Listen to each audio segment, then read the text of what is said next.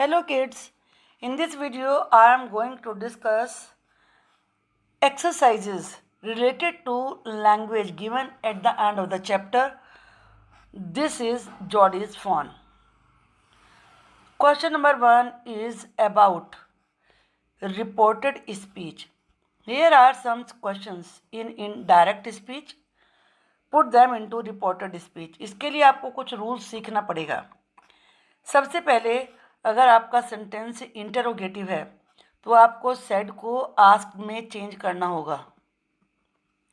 Ask कर सकते हैं वांटेड टू नो, या इसमें चेंज कर सकते हैं.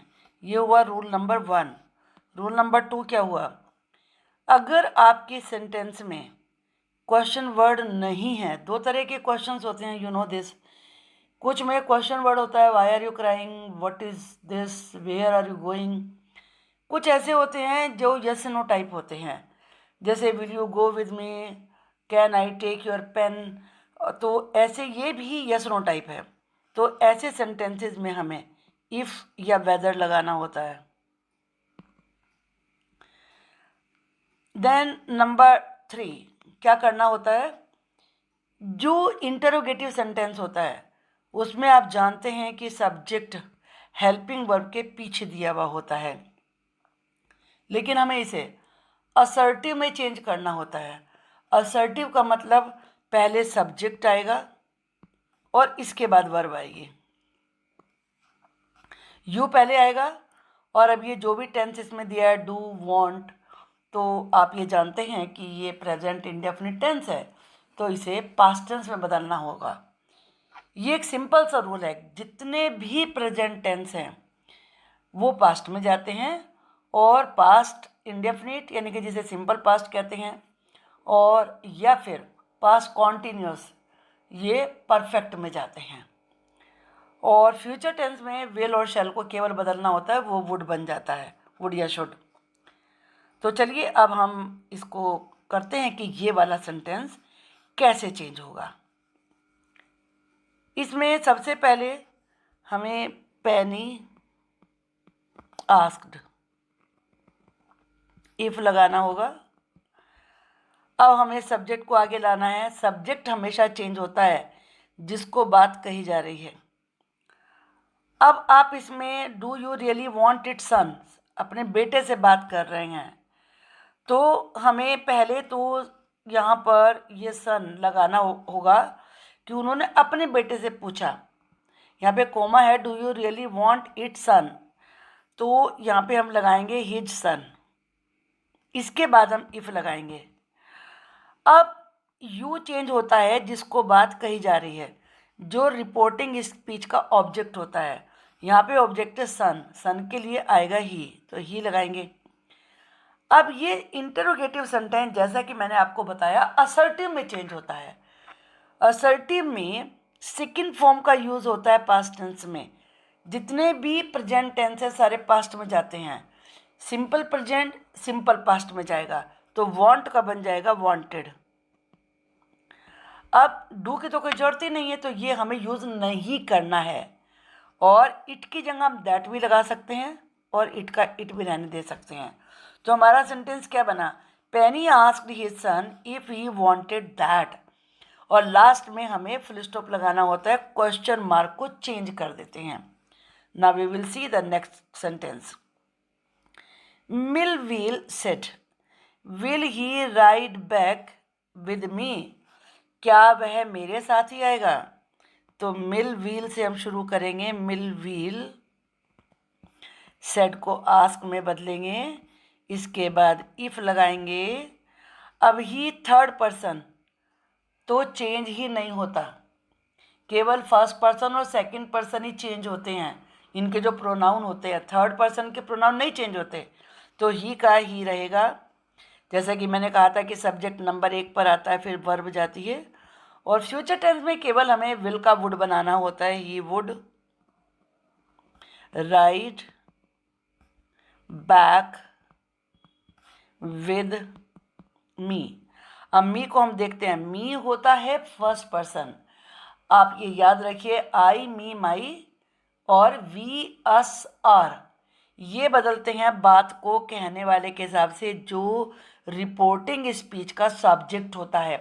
मिल व्हील बॉय था तो बॉय के लिए ही लगता है और ही से बनेगा हिम। जैसे आई से मी बनता है ना, तो वही ऑर्डर आपको ही वाले में रखना है, ही हिम, तो यहाँ हिम आ जाएगा and then full stop. Inverted commas भी हट जाता है। He said to Mill Wheel, do you think the phone is still there? He asked mill Wheel. अब यहाँ हमें इफ लगाना होगा, यू हमें चेंज करना होगा। यू चेंज होगा जिसको बात कही जा रही है रिपोर्टिंग स्पीच के ऑब्जेक्ट के अनुसार। तो मिल व्हील बॉय है तो इसलिए यहाँ पर ही बनेगा। अब डू वाले सेंटेंस सिंपल प्रेजेंट होते हैं और हमें इसे असर्टिव में चेंज करना है, तो डू की तो आवश्यकता है नहीं और हम इसे अफर्मेटिव में जाएगा तो थिंक का थॉट सेकंड फॉर्म हम इसमें लगाएंगे। द फोन इसका वाज होता है हमेशा ही, was still there and then full stop. He asked mill wheel, will you help me find him? He asked mill wheel. हम यहाँ पर इफ यूज करेंगे, यू को चेंज करेंगे मिल व्हील के अकॉर्डिंग, तो ये ही बनेगा। ये नंबर 1 पे आएगा, विल वर्ब उसके पीछे जाएगी तो इसका बनेगा वुड। हेल्प, अब मी हमें चेंज करना है, मी चेंज होगा कहने वाले के हिसाब से सब्जेक्ट के अकॉर्डिंग, ही से बनेगा him. Find him, him third person है तो थर्ड पर्सन चेंज नहीं होता क्योंकि he him his and then full stop. He said, was it up here that Pa got beaten by the snake? He asked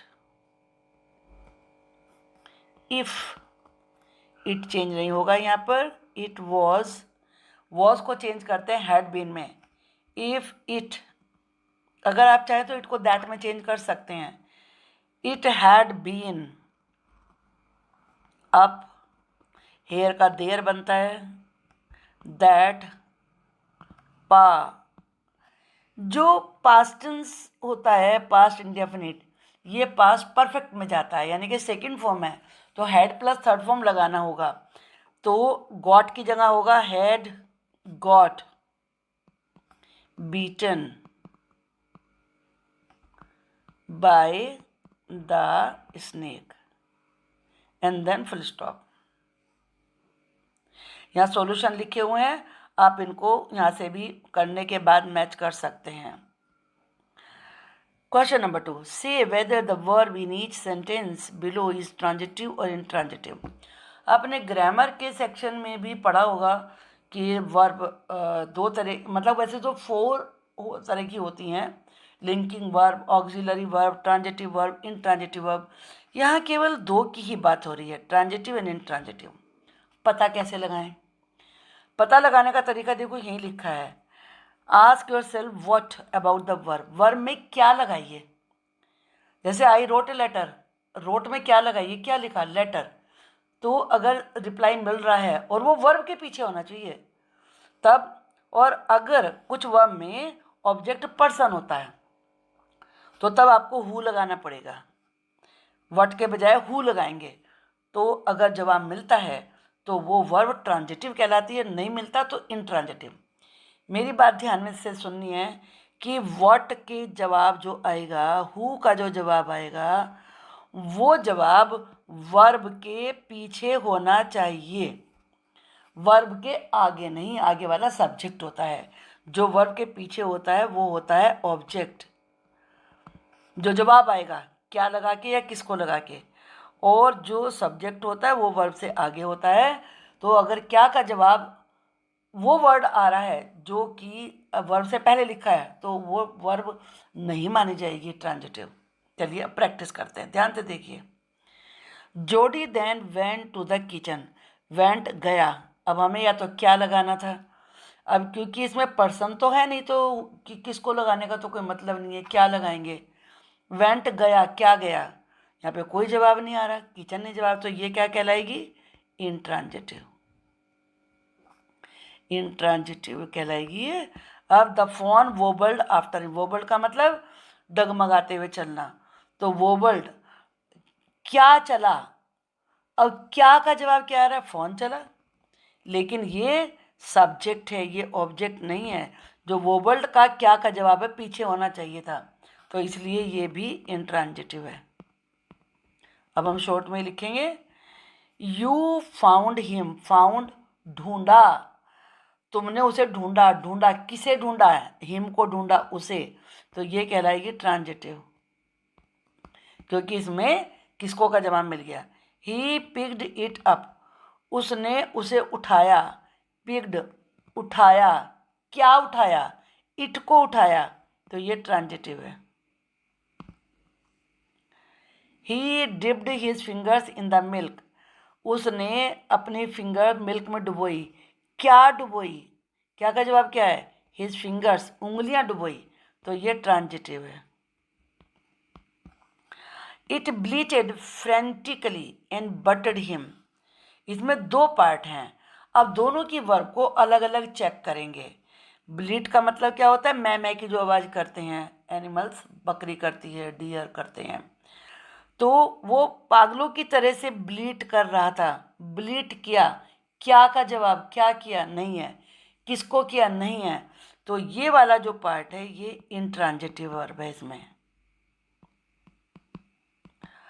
बटेड him, बटेड का मतलब रोकना होता है, उसे सिर मार के रोका, तो किसको रोका, हिम को रोका, तो ये ट्रांजिटिव है।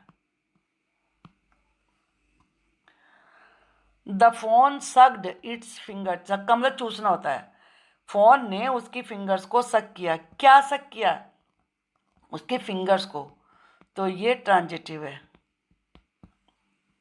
He lowered his fingers slowly into the milk, उसने स्लोली मिल्क में अपनी फिंगर्स को नीचे किया, क्या नीचे किया, फिंगर्स को, तो ये ट्रांजिटिव है।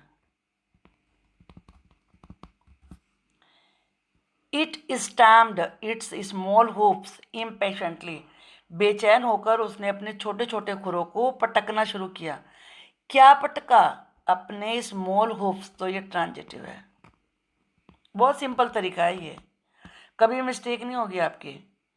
He held his fingers below the level of milk, उसने मिल्क के लेवल से नीचे अपनी फिंगर्स रखी, हेल्ड रखी, क्या रखी, फिंगर्स, तो ये ट्रांजिटिव है। The phone followed him, follow का मतलब पीछे पीछे चलना, फोन उसके पीछे पीछे चला, किसके पीछे पीछे चला, हिम के पीछे पीछे चला, तो ट्रांजिटिव। ही वॉक्ड ऑल डे, वो पूरे दिन चला, क्या चला, कोई जवाब नहीं, किसको चला, कोई जवाब नहीं, तो ये इंट्रांजिटिव है। ही स्ट्रोक्ड इट साइड्स, स्ट्रोक का मतलब सहलाना, उसने उसकी साइडों को सहलाया, क्या सहलाया, साइड्स को, तो ये ट्रांजिटिव है। The phone lifted its nose, lifted उठाई, फोन ने अपनी नोज ऊपर उठाई, क्या उठाई, नोज, तो ये ट्रांजिटिव है।